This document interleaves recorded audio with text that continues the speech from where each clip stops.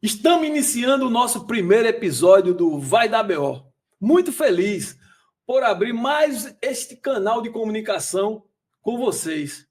Mas antes gostaria de fazer um manifesto para abrirmos com estilo esse episódio. E gostaria que vocês refletissem sobre o que eu vou dizer.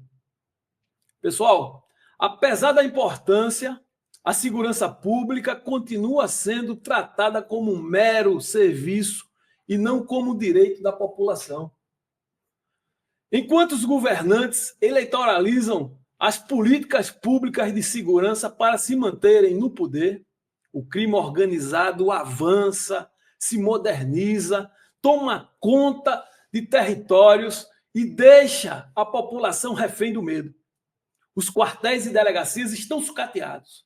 Os profissionais deveriam ser valorizados, são tratados com descaso. E o Brasil tem o seu solo do Iapoque a Chuí banhado de sangue.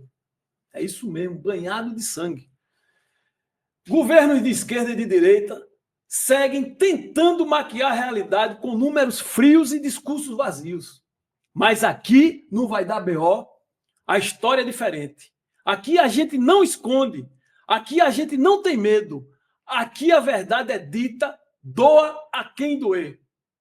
Eu sou Áureo Cisneiros, policial civil, presidente do Simpol, e junto com vocês vamos encarar esse sistema de frente.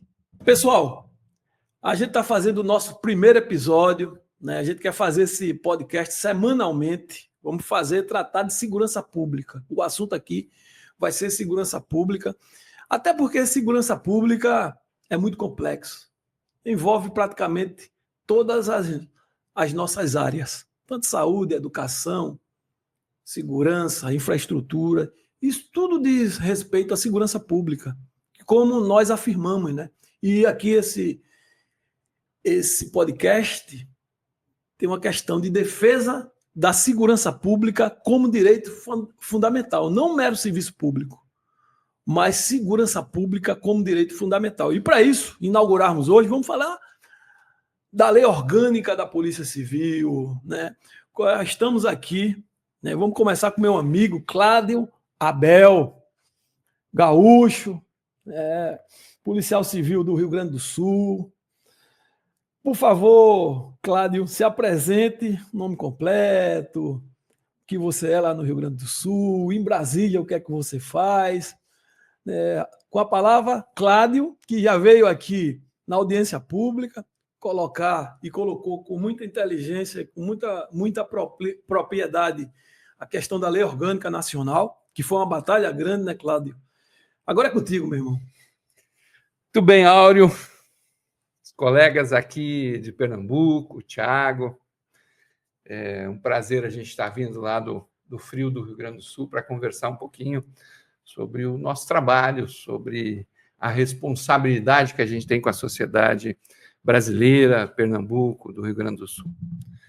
Eu me chamo Cláudio Abel Wolfart, filho da dona Helena, nascido em São Luís Gonzaga, na fronteira com a Argentina.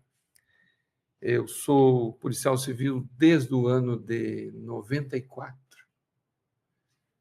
31 anos de casa já.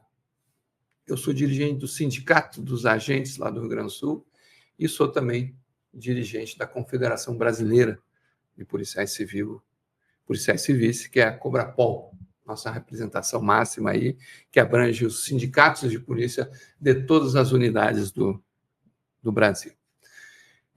Eu tive a felicidade, né, Áureo, já ter vindo aqui há poucos dias atrás para a gente falar da grande novidade do momento, que é a Lei Orgânica Nacional das Polícias Civis, mas que também tem a Lei Orgânica Nacional das Polícias Militares, dos Bombeiros. Né? Então, o setor da segurança, que foi meio esquecido constitucionalmente, a partir de 88, né, com a nova Constituição, todos os setores foram se modernizando, se atualizando, né, regulamentando o seu funcionamento, educação, saúde, menos a segurança pública. Até a questão Poder Judiciário, tem a lei orgânica também, que na década de 90 saiu, né? Ministério Público. Ministério Público. Né? Judiciário todo. A Defensoria Pública também. Defensoria Pública. São tudo carreira de Estado feita a gente. Exatamente. Faltava essa área nossa, né? Em 2007, ainda era o ministro Tarso Genro, que depois foi governador do Rio Grande do Sul, ele lançou o primeiro modelo, o primeiro projeto de lei orgânica nacional. Então, desde aquela época, a gente vinha discutindo, né, sobre como concretizar isso. Iniciativa, né? Lá no Rio Grande do Sul com o governo Tarso Genro. Não, foi o governo federal. Tarso Genro, na época, era ministro da Justiça. Entendi. Do governo Lula. Iniciou 2007. O processo aí da orgânica. Vocês vão lembrar, tinha um grande programa que chamava PRONASSE, Programa Nacional de Segurança com Cidadania. Eu lembro, ainda recebi R$300 do Bolsa Formação, né? Exatamente, que existe até hoje. Que foi criado em 2003, 2004. Foi dentro acredito que foi dentro do PRONASSE também. Dentro do PRONASSE foi esse primeiro projeto de lei orgânica. Ele foi revisto, tivemos vários textos, né? E agora, nesse último período, 2022, a gente começa, 23. Final de 22, finalzinho, dezembro, 27, 28 de dezembro, a gente começa, então, a se apropriar e discutir o novo texto. Em 23, a gente constrói o novo texto. E olha que interessante. Eu, há um bom tempo, trabalho na representação dos policiais civis lá do Rio Grande do Sul. E depois vim para Cobrapol. Eu nunca tinha tido a possibilidade de sequer escrever uma emenda de uma lei.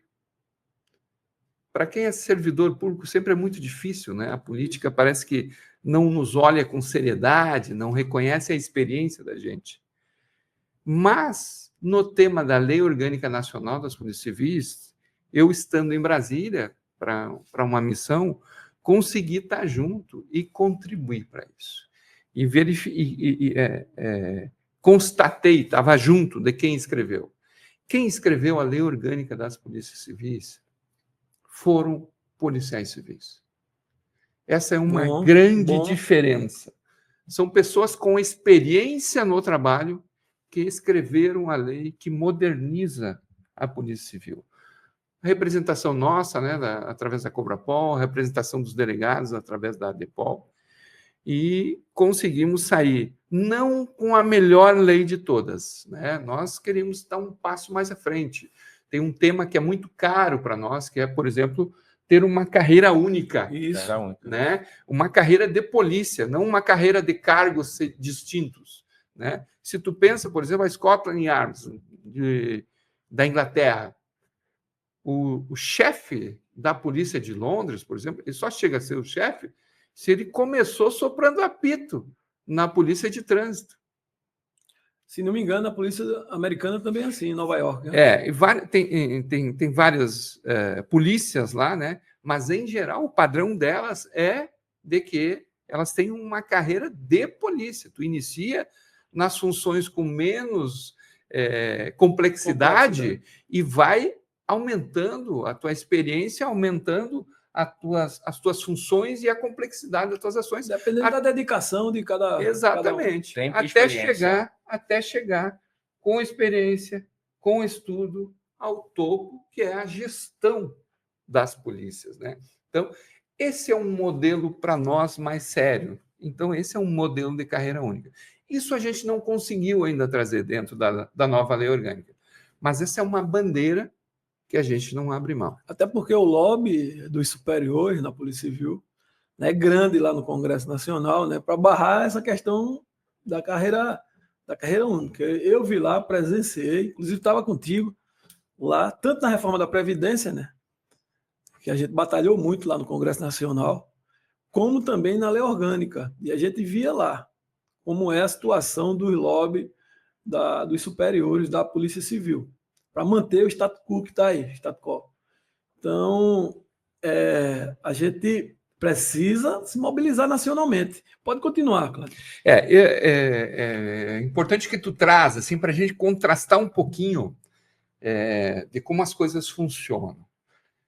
A gente tem uma impressão, Cláudio tem uma impressão, nos 31 anos de polícia civil dele, que as polícias militares são um pouco mais truncadas, um pouco mais lentas, no sentido de se modernizar. Parece que a polícia civil, né, por ser civil, é uma polícia mais aberta. Não é. Yeah. Paralelo à discussão da lei orgânica da Polícia Civil, foi discutido também a lei orgânica das polícias militares. Pensando sob a ótica do trabalhador, do policial, que precisa estar fortalecido para oferecer um bom serviço, as PMs avançaram e nós travamos. Exatamente nesse lobby que tu traz. Essa dificuldade que hoje quem é gestão na Polícia Civil, os delegados, né? Os delegados, falar bem claro. Eles não admitem discutir uma carreira de polícia. Né? Eles querem manter esse padrão de que tu entra por uma porta já no segundo andar. Que isso aí foi criado na colônia, Brasil colônia. Exato. O cara entrava logo como chefe de polícia, que era o filho do senhor de engenho, o filho das elites. Era um delegado. Ele não era um servidor público que, por qualificação, chegou ali. Não, ele foi delegado. Um amigo foi lá e delegou ele a ser o chefe da polícia. Até um tempo desse, até eu acho que 30, 40 anos atrás, tinha delegado nomeado, sem ser concurso público. Eu fui policial da Paraíba, policial civil, e lá, na época que eu entrei, ainda tinha delegado nomeado pelo governador, que poderia ser qualquer pessoa. No Rio Grande do Sul, a gente chamava de calça curta. Calça curta, que não delegado tinha calça curta. De direito. Exato. Mas era delegado, por exemplo, um comerciante lá, forte, aí botava como delegado. Sempre a elite da cidade como delegado. Que não poderia ir para a base, não poderia ir no início de carreira, tinha que começar já mandando. Que era o filho do...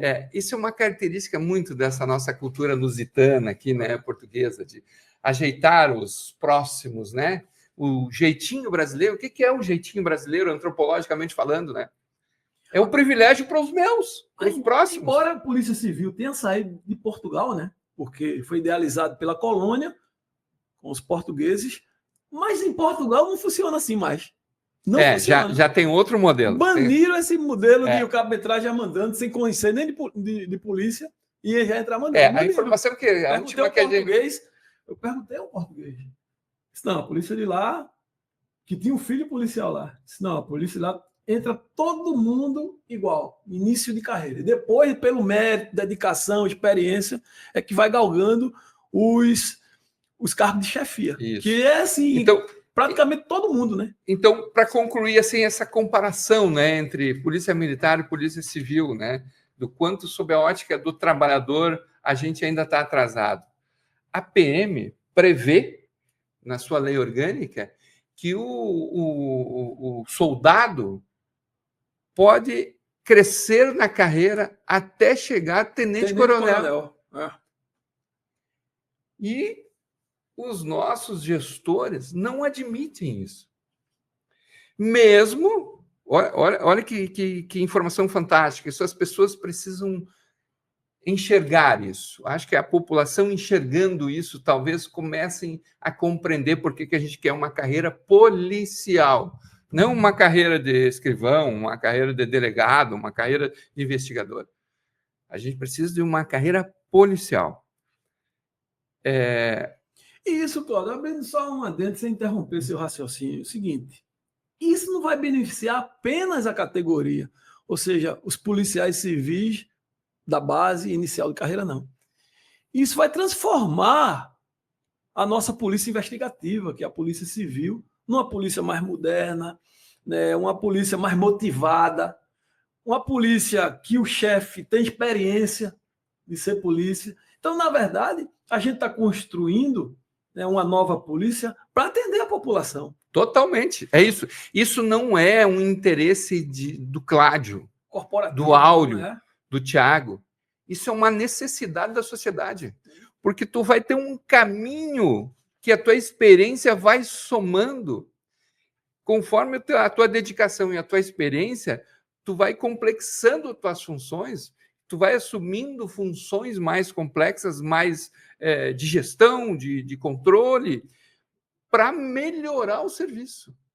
Isso. Né? Então, sem dúvida nenhuma, esse é um caminho necessário, é um caminho de quem pensa um serviço sério.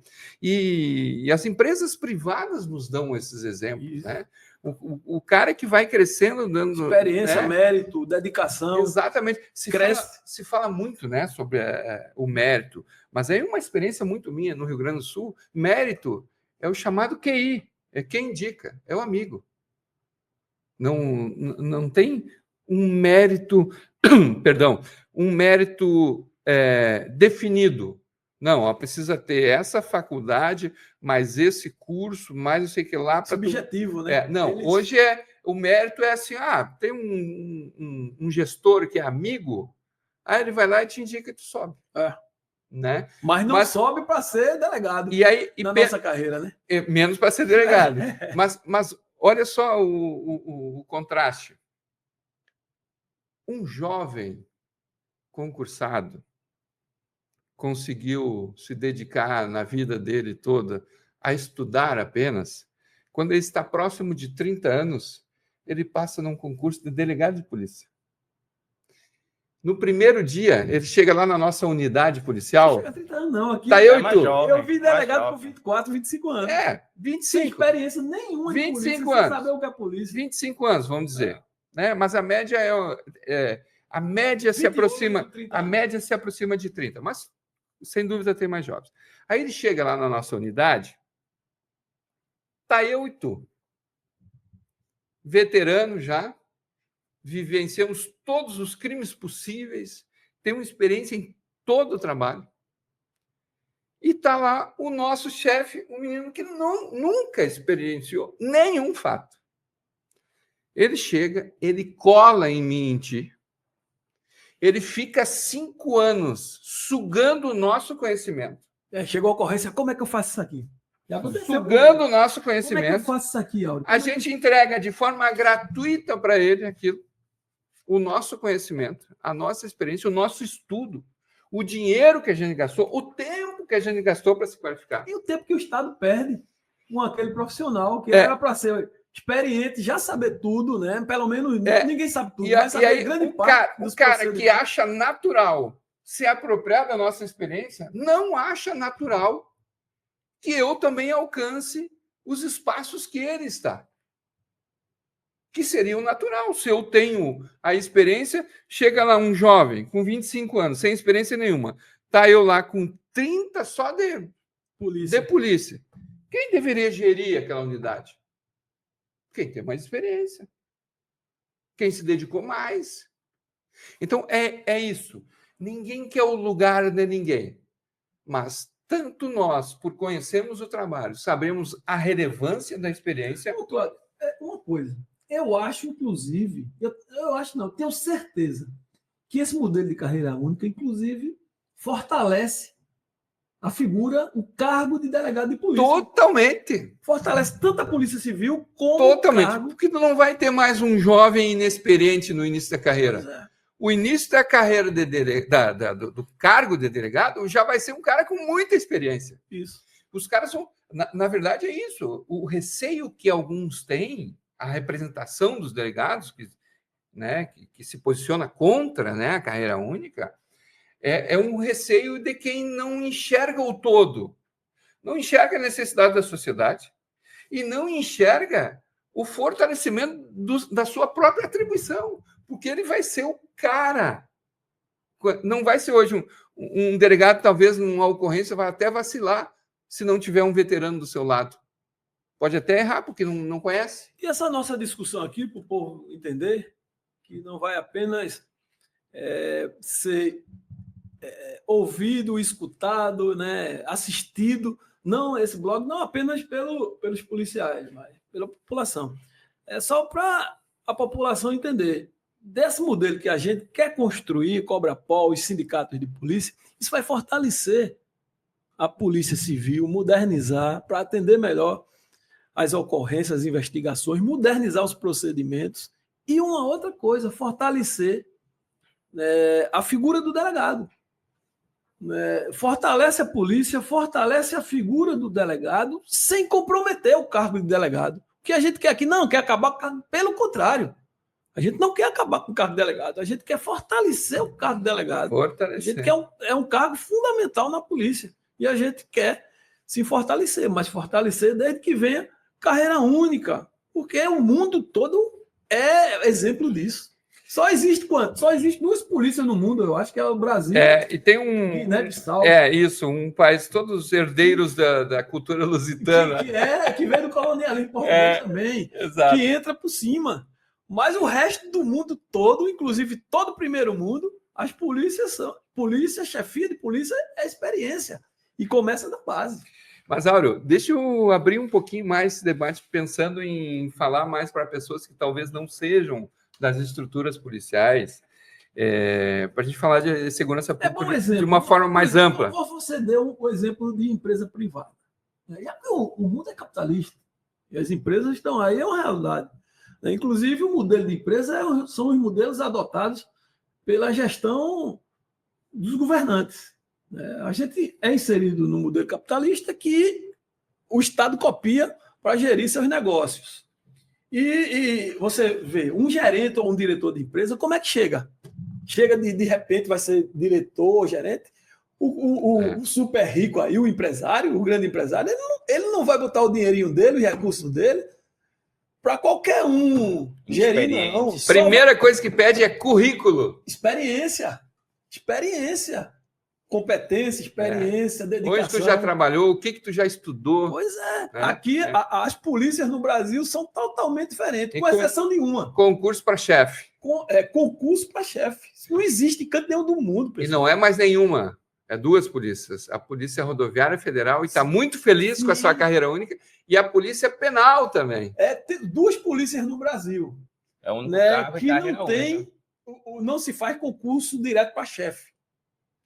Que é a PRF, Polícia Rodoviária Federal, e a Polícia Penal também não tem. São escolhidos entre eles ali o chefe, por questão de experiência, de dedicação, de competência, e é colocado como chefe. São 2 modelos que funcionam muito bem, são 2 modelos aqui no Brasil de exemplo, já um exemplo moderno. Exatamente. Mas eu quero ampliar um pouquinho, Áureo, para a gente pensar como que está a governadora Raquel aqui, como está o governador Caiado em Goiás, como está o governador Eduardo Leite, como está o Lula. Tarcísio, falar São Paulo. Tarcísio, né? Que lá está... Sobre política nacional. Está uma polêmica danada o seguinte, pelo menos eu tenho acompanhado. Pessoal de Goiás, que em novembro eu até vou até lá dar o apoio, fortalecer o movimento deles lá, porque a gente precisa dessa união nacional e socorrer os estados que estão com precariedades, com dificuldades, inclusive, com os governantes. Aqui a gente já tivemos, vocês vieram aqui, na época da minha demissão, do meu pedido de demissão, foram muito solidários. Todos os sindicatos, federações e a própria Cobrapol teve presente nas movimentações da gente aqui, foram solidários, né? E a gente agradece muito. Mas dizendo, a polêmica em Goiás é que um agente de polícia, né, vai ganhar menos do que um policial militar. Não que o policial militar tem que ganhar pouco, não. Eu acho que todos os policiais têm que ganhar bem. Seja penal, policial civil, policial militar, policial federal, seja quem for, guarda municipal, que faz parte, são nossos irmãos também, né, faz parte, mas vai ser o único estado do Brasil em que um policial militar, um soldado, vai ganhar mais do que um agente. Está lá na discussão, por quê? Porque o Caiado deu um aumento maior. A Polícia Militar, né, nessa questão conjuntural atual de militarização novamente da segurança pública, que isso não resolve o problema da segurança pública, porque a gente já tem várias experiências disso. Isso tem que ser um conjunto, trabalhando com harmonia. Uma completa o outro. A Polícia Civil completa a Polícia Militar completa a Polícia Civil. Total. O que eu quero trazer é sobre isso.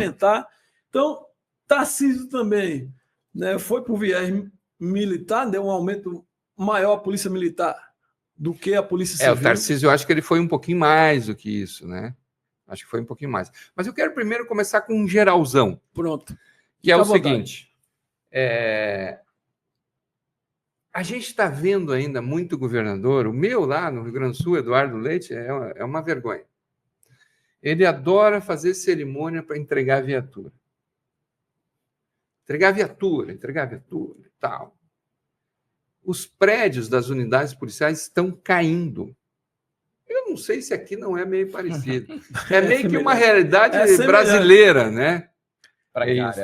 Então, eles querem fazer um ato, porque daí da imprensa, da televisão e tal. Só que assim, se nós olharmos os números, anuário do Fórum Brasileiro de Segurança Pública nos traz números, né? Esses números dá para a gente debater, tá? Dá para fazer um programa inteiro só sobre isso, e eu adoro esse tema. Mas, vamos falar sobre o geralzão. O que o anuário da violência no Brasil, da segurança pública, está dizendo para nós? Que todos os crimes contra o patrimônio, com violência, estão em queda. No Brasil inteiro. No Brasil inteiro. Não é só em Goiás. Não é só em São Paulo. Não é só no Rio Grande do Sul. É no Brasil inteiro. Todos esses crimes estão em queda.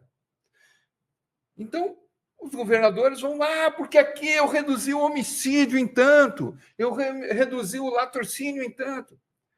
Mas eles não estão enxergando o anuário todo. A página do lado, eles não estão enxergando. Porque não é que as 27 unidades federativas do país estejam tendo eficiência e, por isso, o crime está diminuindo. Não.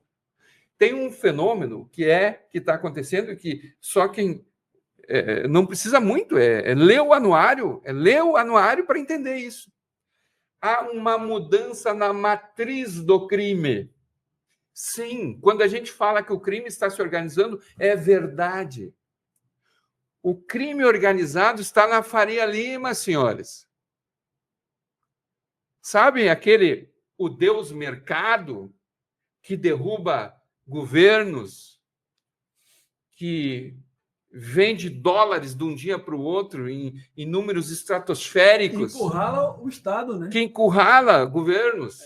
Sabe esse? Se não concordar com eles tiram o dólar. O crime organizado está lá dentro, a Polícia Federal derrubou. Agora, 43 bilhões. Já chegou em 52 bilhões. Já chegou em 52 bilhões.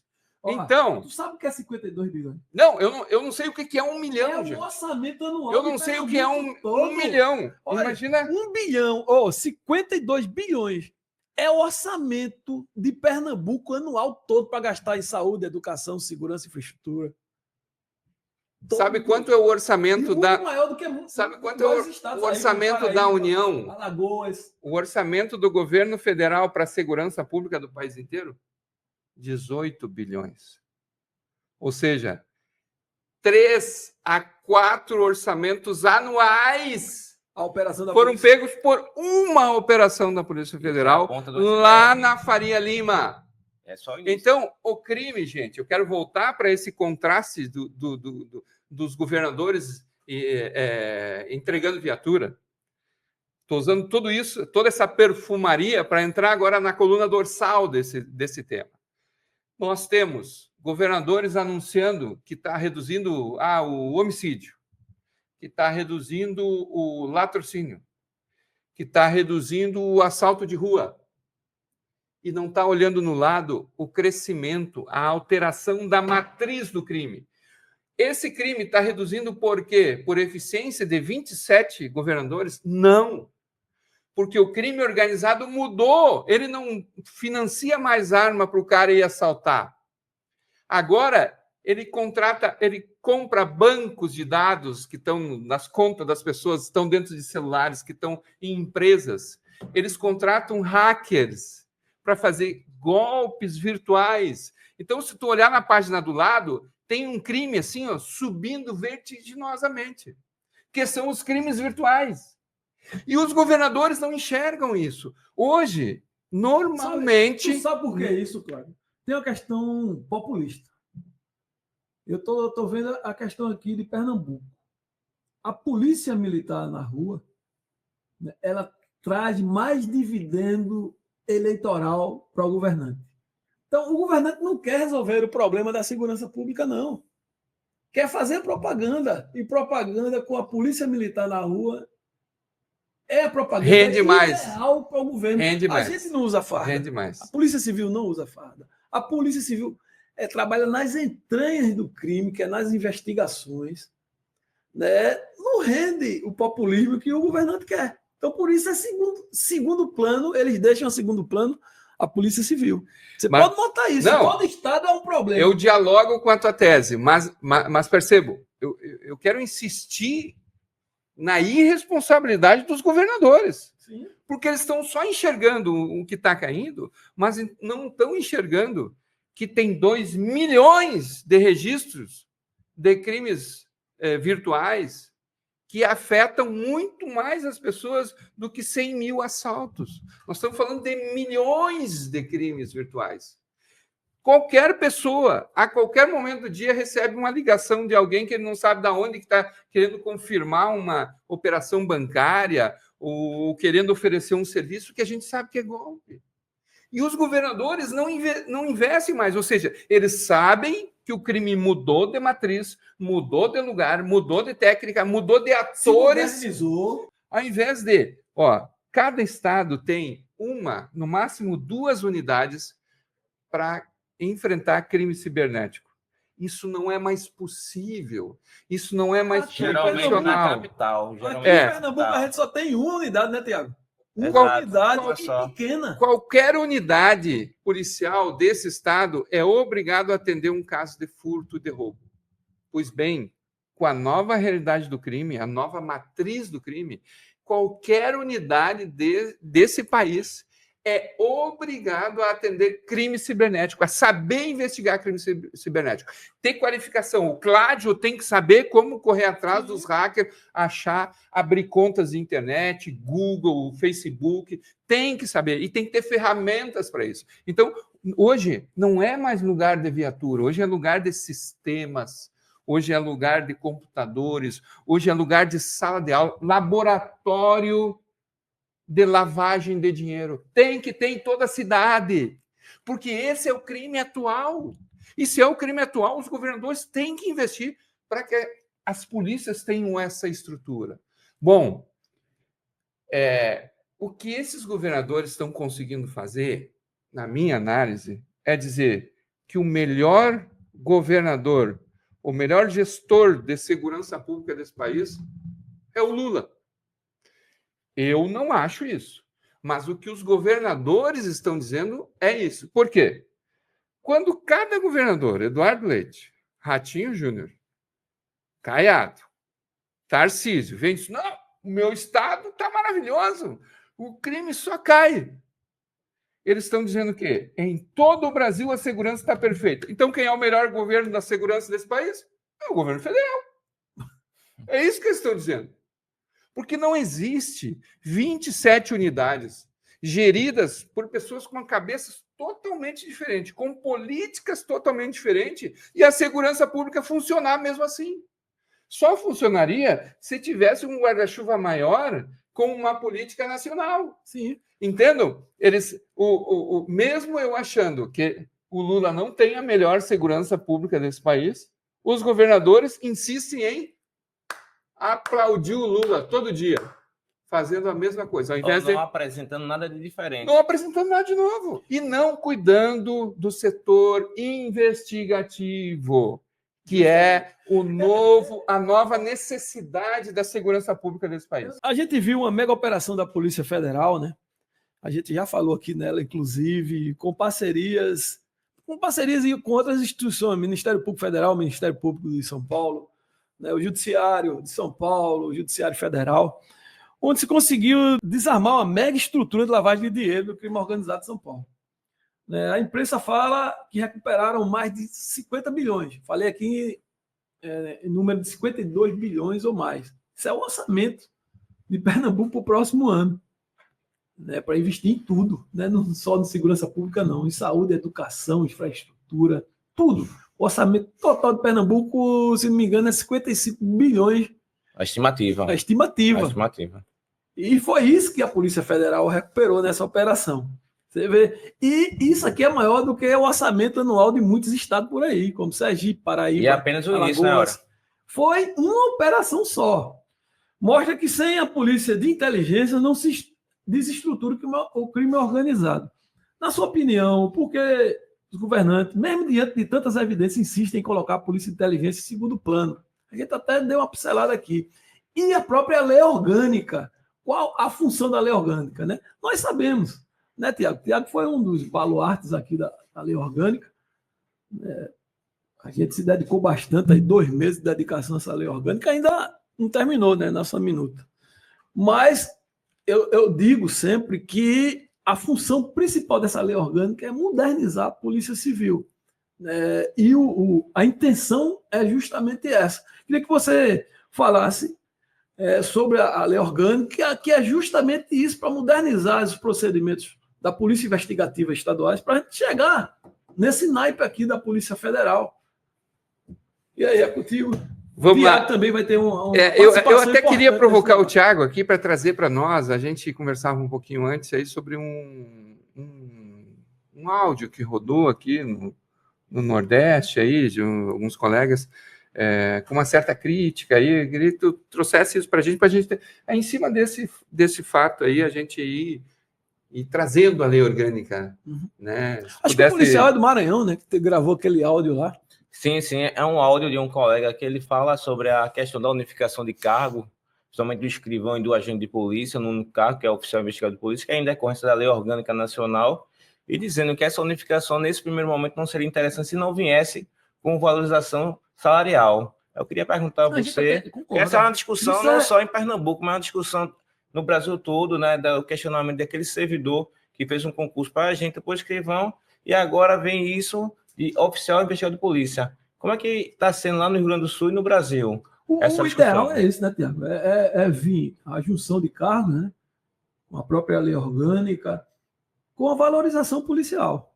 O ideal é isso. Agora vamos esperar. Assim, ó, cada policial tem sua leitura sobre o seu próprio mundo, né? Cada entidade sindical tem a sua capacidade de organização. Então, no Rio Grande do Sul, por exemplo, a gente já trabalha na forma da lei orgânica desde que eu entrei. A minha carreira, o meu concurso, foi um concurso que era para agente de polícia. E na academia tu definia se tu queria ser escrivão ou inspetor. Lá, os 2 cargos têm a mesma atribuição, a mesma forma de subir na carreira e o mesmo salário. E eu, que eu optei por ser escrivão, sou o chefe de investigação da minha unidade policial. E um colega, que é o chefe de cartório, é um inspetor, que em tese seria o cara que faria a investigação. Para vocês verem, primeiro, funciona. O Rio Grande do Sul é a demonstração prática de que funciona tu ter atribuição para tocar toda a investigação e concluir ela. Quando eu entrei na polícia logo, Cláudio, a gente estava com um déficit muito grande de escrivão. Então, o chefe da delegacia, que era o delegado, nomeava a DOCA, nomeação ad hoc. Sim. Do escrivão. Pegava um agente, perguntava primeiro ao camarada, rapaz, tu sabe, computador, era aquele computador grande naquele tempo, quer pegar aí, ser escrivão ad hoc, tá faltando escrivão. Aí o cara dizia, e qual a minha vantagem nisso? Não, porque tá um dia de folga a ti e também tem a chefia de escrivão. Aí o pessoal aceitava e ia fazer. Era o agente, mas estava de escrivão ad hoc. Sim, exato. Não traz problema nenhum. Mas, bom, vamos pensar sobre a força de cada estado. O colega do Maranhão, ou o colega aqui de Pernambuco que vê que mas vão me dar mais tarefas agora? Eu, além de ter que fazer o serviço de apuração, de investigação, ainda vou ter que tomar depoimento, fazer procedimento formal na unidade policial. Isso vai me dar mais trabalho e eu não vou ganhar nada por isso. Então, a gente precisa primeiro, acho que cada colega que está nos ouvindo, precisa primeiro pensar o seguinte: qual é o meu envolvimento na luta por melhoria de salário aqui no meu estado. Eu sou um cara que cobro do sindicato, que vou nas atividades. Se eu sou esse cara, tem que exigir. Tem que correr atrás e dizer, não, eu quero ganhar melhor, porque eu sei que meu sindicato, eu ajudo o meu sindicato, e eu sou guerreiro, eu vou brigar por, além de operar a lei orgânica, além de trazer esse novo cargo do oficial investigador, também ganhar melhor. Ótimo. Mas se eu não sou esse parceiro de luta, fica ruim de cobrar, né? Mesmo assim, acho que é sempre importante que estados em que a governadora paga mal, como é aqui em Pernambuco, os policiais civis de Pernambuco são mal pagos pelo que entregam para a sociedade. Muito mal valorizado. Eu acho que vocês têm essa tarefa e têm essa obrigação, sim, de brigar pela implementação da lei orgânica e brigar por melhoria salarial. Porque enquanto vocês não alcançarem um bom patamar, vocês vão ter sempre que ter a bandeira da questão salarial. Sim. Mas em alguns estados não aconteceu isso. Em Sergipe, por exemplo, se fez um novo modelo sem a questão salarial. Por quê? Porque eles já tinham em algum momento discutido, tem um calendário para implementação. A base salarial de Sergipe é a mesma daqui. Então eles têm um calendáriozinho de recuperação de algumas vantagens também, entendeu? No Espírito Santo também foi feito sem alteração salarial. No Sergipe também, no Ceará também foi feito. Só que no Piauí. Piauí também, no Acre. Então, vai depender muito da capacidade de organização dos policiais. Se os policiais são bem organizados, peguem a bandeira da melhoria salarial e levem junto com a bandeira da lei orgânica. Mas eu quero trazer uma ideia, fazer provocar os colegas que talvez tenham algum receio a pensar sobre uma outra ótica. É pensar o que eu quero para a polícia, o que eu quero para a minha carreira. Eu quero ficar só aqui no meu lugarzinho, fazendo só meus depoimentos, e não ter motivo, não ter argumento para pedir melhoria salarial? Ou eu quero ter funções mais ricas, mais complexas, mais robustas, e aí sim, princípio constitucional, o salário do servidor público é devido às suas complexidades, à complexidade das suas atribuições. Então, eu acho que ter o oficial investigador com mais complexidade de funções, de atribuições, naturalmente nos dá a bandeira de melhoria salarial. Isso. Mas eu quero ir mais além ainda. Eu não quero só isso. Eu não quero ser só oficial investigador e ter mais atribuições para pedir melhoria salarial. Eu quero uma carreira única. Isso, eu quero as atribuições, eu quero a complexidade das atribuições de gestor da polícia, de delegado de polícia, de chefe de polícia. É esse o desafio da nova polícia. O novo policial tem que chegar pensando nessa nova polícia. Uma polícia que respeita a experiência, respeita o estudo e que reconhece isso, permitindo que aqueles que estudaram, aqueles que se dedicaram, que vivenciaram, aprenderam e que serviram à sociedade, alcançar os cargos de gestão. É isso que a lei orgânica provoca na gente. Para gerir bem a polícia. O oficial investigador, mesmo ainda não sendo carreira única, é o primeiro passo, né? É o primeiro passo. E ele já traz complexidade nas Por que o nome de oficial investigador de polícia? Eu não fiz parte do núcleo que, na época, definiu esse nome. Eu sempre gostei do oficial, porque isso não é do militarismo, né? A polícia americana tem muito isso. Ele é um cargo mais pomposo, um cargo que, por si só, ele traz mais corpo, né? Mais responsabilidade, foneticamente falando, né? Do que um escrivão, um investigador. Então, eu gosto desse nome. Eu acho que ele traz os ocupantes desse novo cargo só com o nome, já trazem ele para um patamar próximo ao cargo dos gestores. É mostrar, esse cargo é um cargo importante. Existe uma invisibilidade na Polícia Civil, que ela é intencional, é de não deixar aparecer quem faz o serviço de investigação. De maneira proposital. E hoje, mais do que isso, nós ajudamos a quem tem essa vontade de invisibilizar o nosso trabalho, tendo 60 cargos no Brasil inteiro. Quantos? Próximo de 60. São Paulo são 13. Carcereiro, motorista, são dezenas de cargos. Tem um exemplo muito grande aqui, né, com todo respeito à deputada Gleide Ângelo, né, que é minha amiga, todo respeito a ela, e ela não tem culpa. Seguinte, foi eleita a deputada proporcionalmente mais bem votada, a deputada estadual mais bem votada do país. Mas por que isso? Porque só ela dava entrevista. A equipe fazia as investigações, né? Eu digo isso porque eu trabalhei no DHPP, e perto da equipe dela. A equipe fazia as investigações, né? E você vê que delegado ele não vai fazer a investigação em loco. Quem faz são os investigadores, ou seja, agente, comissário de polícia e escrivão. Se deslocam e vão fazer as investigações. É atribuição própria nossa, né? Fazer toda a investigação, passa o relatório para o delegado, e o delegado observa o relatório e pede as prisões. Mas quem vai para o campo fazer as investigações somos nós, comissários, agentes, escrivães. E as prisões somos nós que fazemos também. Mas quem dá a entrevista?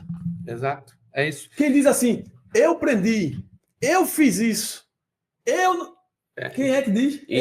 Você pode ver a entrevista de um delegado de polícia, não diz nós, não. É a minha equipe, aqui, comissário falando tal, não. É responsável pelas investigações. Não, diz não. Fui eu.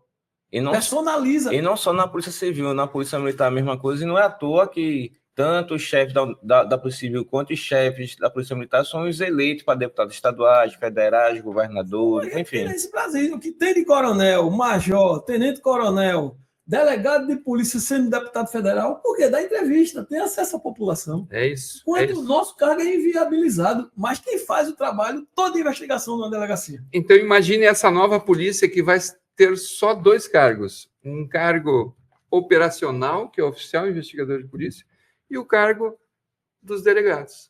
Vão ser 2, a polícia vai ser feita por 2 grandes cargos. Então, aqui em Pernambuco, aqui a gente tem um cargo de perito também, que faz parte da Polícia Civil.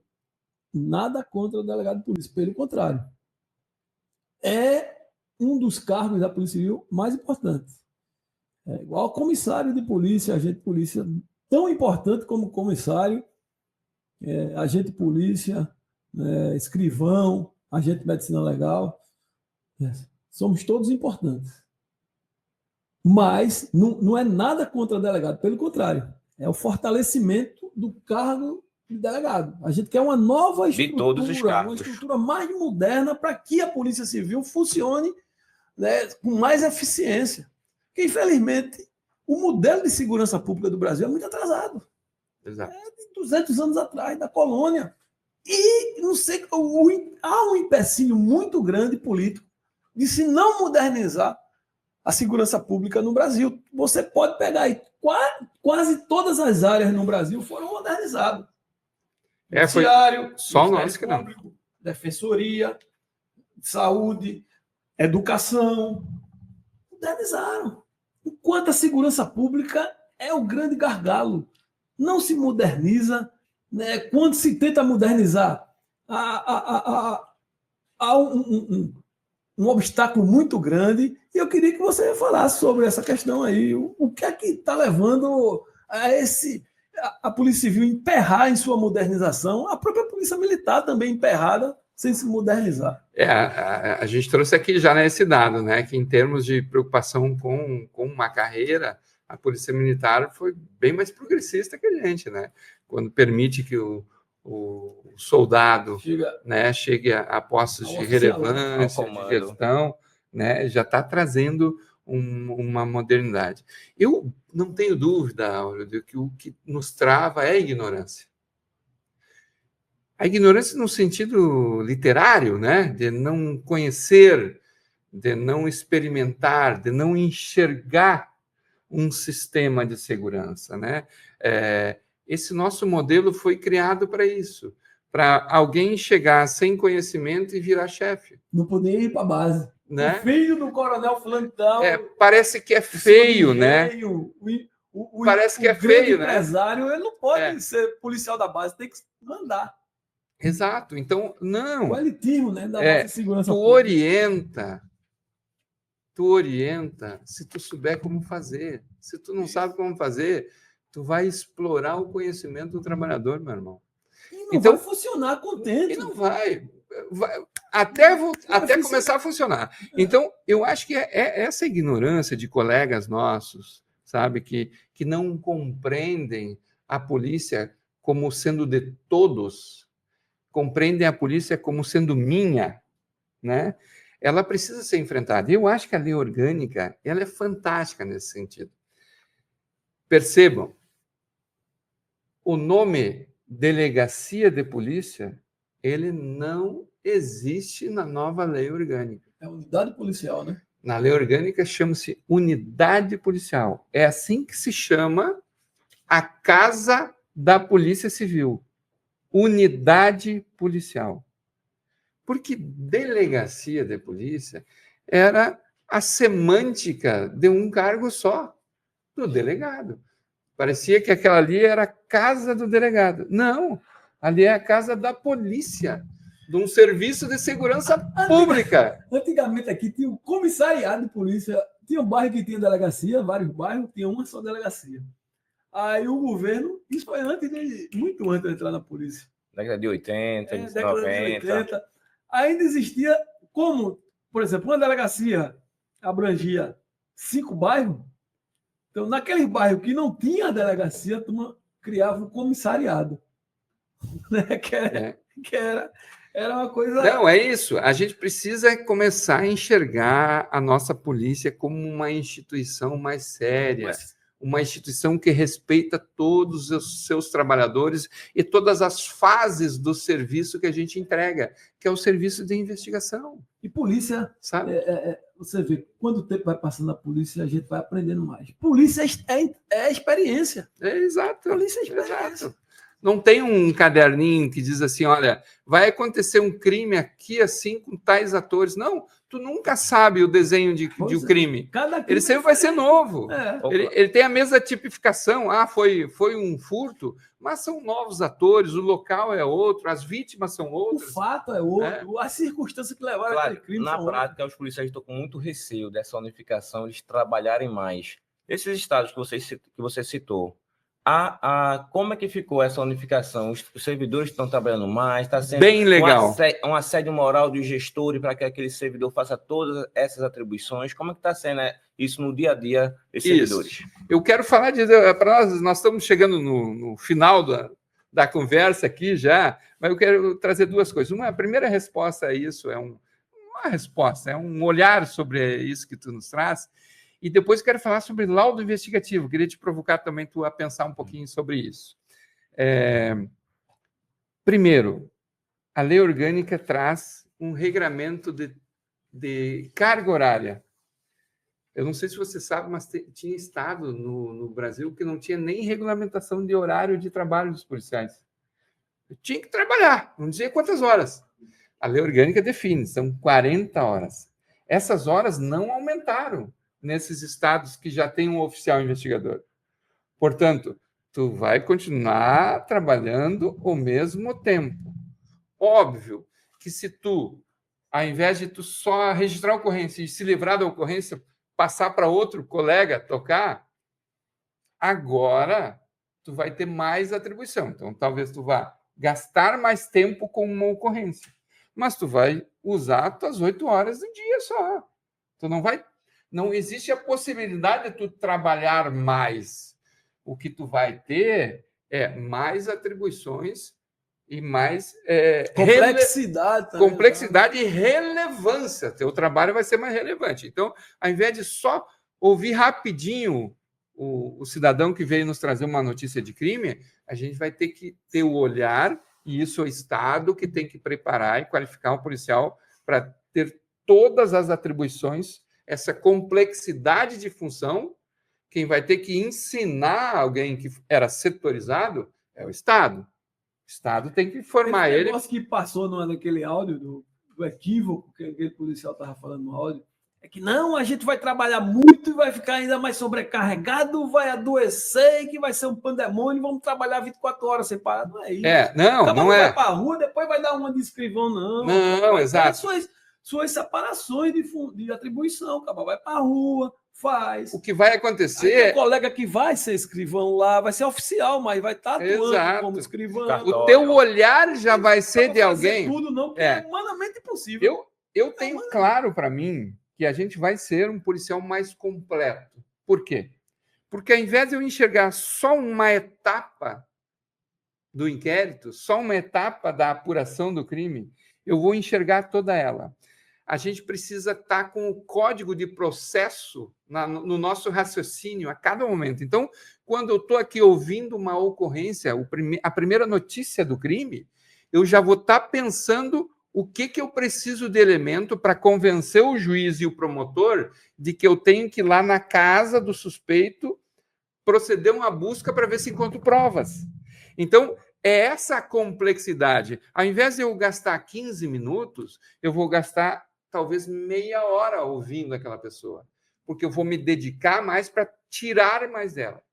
Mas eu não vou ter que parar e ir lá fazer o serviço do escrivão, não. Até porque o escrivão também vai estar indo na rua buscando materialidade que talvez fosse tu que devesse ir. Um trabalho com mais qualidade. Então, não é só tu que vai ter mais complexidade. O outro colega de outro setor também vai ter a complexidade da tua atribuição. Então, e o principal é isso, tu vai trabalhar a tua carga horária. Então, esse receio a gente não precisa ter. O que eu tenho certeza, porque esse é o exemplo do Rio Grande do Sul, que a gente vai ter, é isso. A gente vai dominar muito mais a nossa função. A gente vai ter muito mais informação para trabalhar na cabeça, enxergando, buscando, né, materialidade, pensando nos depoimentos possíveis já para chegar ao final. E o final está aí, eu acho que uma das grandes conquistas da lei orgânica, que é o laudo investigativo, que nada mais é que o relatório de investigação. Percebo, talvez as pessoas da sociedade... O oficial que vai fazer esse laudo. O oficial investigador vai fazer. Mas, assim, às vezes, quem está nos ouvindo, que é policial, compreende o que é um relatório de investigação e o que é um relatório de inquérito. Mas quem não é policial, a gente precisa dar uma explicada, então. O relatório de investigação é o trabalho de quem vai a campo, quem ouve as pessoas, quem vê os vídeos, vê as gravações, vê os prints, vê tudo, interpreta cientificamente aquilo e chega a uma conclusão de que houve um fato, que houveram atores envolvidos e que existem provas sobre aquilo. Isso é o relatório de investigação. Que é feito pelo oficial de investigação. Que é feito pelo oficial investigador. E com autonomia e assinado por ele agora.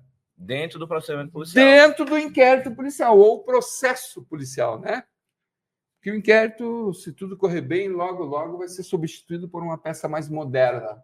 Né? Não é só a polícia, mais ágil também. Mas também são os procedimentos que precisam mais ágil também, né? E o relatório de inquérito é o papel do delegado que pega esse laudo investigativo, esse relatório de investigação que o oficial investigador fez, ele vai olhar, concordo, de fato, essas provas que o oficial investigador aqui levantou são importantes, esses depoimentos comprovam isso, fortalece isso. Então, em base do laudo investigativo do oficial investigador Áureo Cisneros, eu indicio fulano de tal por ter praticado o crime previsto no artigo 213-A do Código de Processo Penal. O delegado vai fazer essa parte final apenas, mas o resto todo, a materialidade, as provas, as testemunhas, os depoimentos, os locais, tudo vai ser feito pelo oficial investigador. Olha a relevância disso. Então, isso é o primeiro caminho para uma carreira única, né, Cláudio? E valorizada. Cláudio, Sem dúvida. voltando à lei orgânica, há muita discussão, né? A gente sabe que a sociedade está polarizada, né, no mundo, e no Brasil não escapa, né? Há uma polarização grande. Né? Essa questão da lei orgânica, foi feita agora no governo atual, né? Governo federal, né? E não, porque o governo Lula vetou 39 artigos e a lei orgânica praticamente não foi avanço. Eu gostaria de ouvir de vocês da Cobrapol qual a verdade sobre a lei orgânica. Se foi um avanço, se não foi, lá dentro no corpo dos artigos e parágrafos e incisos da lei orgânica, se tem avanço para a categoria dos policiais civis de todo o Brasil. Queria que você falasse sobre isso. Certo. Eu me dediquei a estudar muito a lei orgânica por diversos olhares. Vamos começar pelos vetos. 38 vetos. 38. 38 vetos. Importante mencionar que tanto na Câmara como no Senado a gente conseguiu unanimidade nas aprovações. O governo, nesse período, podia disputar a lei com a gente, podia chamar a sua base, pedir para a relatoria contestar alguma coisa e tal, mas optou por não. Palavras do ministro Dino na época, assim, nós não vamos, o governo não vai disputar, essa é uma lei de vocês. Como eu disse, foi escrita pela gente, né? Essa é uma lei de vocês. Mas, no final, que o presidente precisa homologar, assinar e publicar, eles vetaram 38 pontos. Desses 38 pontos, eu fiz o estudo. 13 dos 38 eram relevantes. Eram temas que a gente teve perda por eles terem sido vetados. Desses 13, 5 a gente conseguiu derrubar, também num acordo com o governo. Que olha que interessante. A bancada da bala, a oposição, votou junto com o governo. Para tirar os direitos. Para vetar. Para vetar. E também para derrubar os 5 que a gente tinha acordo. Para vetar. Porque, assim, você sabe como é a composição do governo, né? Hoje, a maioria na Câmara é oposição. É de centro-direita. Né? Centro-direita. E que faz o discurso de segurança pública, então, que inclusive poderia ter derrubado o veto do presidente. Essa maioria que é da oposição, essa maioria da oposição poderia ter derrubado todos os vetos. Né? A centro-direita mas e a direita optou por votar junto com o governo. Com a esquerda. Então, se derrubou 5 vetos, então, desses 13, mais 5 pontos a gente conquistou. Então a gente e ficaram diminuiu. Alguns... Não foi mais 38, foi 33. Menos de 10, que tinham relevância. Relevância, que ajudariam a gente, que eram direitos nossos, ficou menos de 10. Tá? Vetado. Menos de 10 vetado. Vetado. A gente conseguiu resgatar dali 5 ainda e tirar o veto. Isso. Né? Então, ainda restam próximo de 10 itens que têm relevância, que a gente tem que correr atrás. Né? A gente já tem, inclusive já tem uma proposta, eu não lembro o nome da deputada, agora não vou lembrar, que ela pegou os itens vetados e jogou num novo projeto. Claro que a gente sabe que dessa forma, assim, foi meio para jogar para a torcida, mas está lá e a gente tem essa tarefa. Inclusive, a gente tem tentado conversa com o líder do governo no Senado, Randolfo Rodrigues, que na época lá, quando a gente discutiu a derrubada dos vetos, ele disse, olha, esses 5 eu dou acordo para derrubar e os demais a gente vai retomar o debate. Então, essa retomada de debate que a gente tem tentado fazer lá para discutir, dos argumentos para recuperar. Que deveria ser por lei complementar. Isso, exato. O argumento dele... Inclusive, teve um entreverozinho, né, que aqui em Pernambuco chama entrevero, quando há uma confusãozinha entre a Cobrapol e um deputado pernambucano, né, que é policial. Isso foi na votação no plenário da Câmara. Como foi esse negócio aí? Seguinte, estamos na primeira votação da lei orgânica dentro da policial Câmara. Militar, o Cabaé, né? Coronel, né? Dentro da Câmara Federal. Uns deputados que nos conheciam nos deram acesso a 3 dirigentes nossos da Cobrapol para entrar no plenário. O primeiro colega nosso que entrou foi lá, começou a conversar e alguns integrantes da bancada da bala, delegados e coronéis, não estavam aceitando algumas partes da nossa lei orgânica, em especial a parte que, olha só a relevância. Depois eu vou falar de números, mas a importância disso. O oficial, o investigador, vai estar no Conselho Superior de Polícia. Eles não queriam isso. Mais do que isso, de forma paritária com os delegados. Olha a relevância disso. O Conselho Superior de Polícia é o órgão que julga os policiais. Pode, inclusive, demitir policiais. Esse conselho agora vai ter o oficial investigador. Essa bancada, esse grupo lá da bancada da bala, coronéis e delegados, não aceitavam isso e começaram a brigar com esse colega, a ponto de pedir para tirar ele. Quase deram no colega. Nisso, eu e outro colega entramos. E o relator, deputado Fábio Mota, de Alagoas, um delegado de polícia, me viu e veio falar comigo: ó, Cláudio, esse aqui do conselho, os colegas da bancada bala aqui não querem. Eu disse: deputado, mas eu conversei com o senhor no seu gabinete, nós fomos lá, nós, a Cobrapol, a Adepol, e o senhor deu acordo que nós estaríamos. Todos os atores, nós, delegados, e o senhor, que era o relator, demos acordo. Nós não abrimos mão aqui agora porque meia dúzia de deputados não querem. Nisso chega deputada lá do Rio Grande do Sul, que me conhecia, deputada Maria do Rosário. O que houve, Cláudio? Não, o deputado Fábio Mota está querendo retirar a gente do conselho. E ela me perguntou: tá, mas qual é a defesa de vocês? Não, a gente tem que estar junto, porque são 2 cargos, 2 ou até 3, se tiver a perícia, todos os cargos têm que estar. Não, mas é isso aí mesmo, tem que estar todos os cargos no conselho. Aí ela levantou a mão, pediu para o presidente para falar, e foi lá e fez a defesa.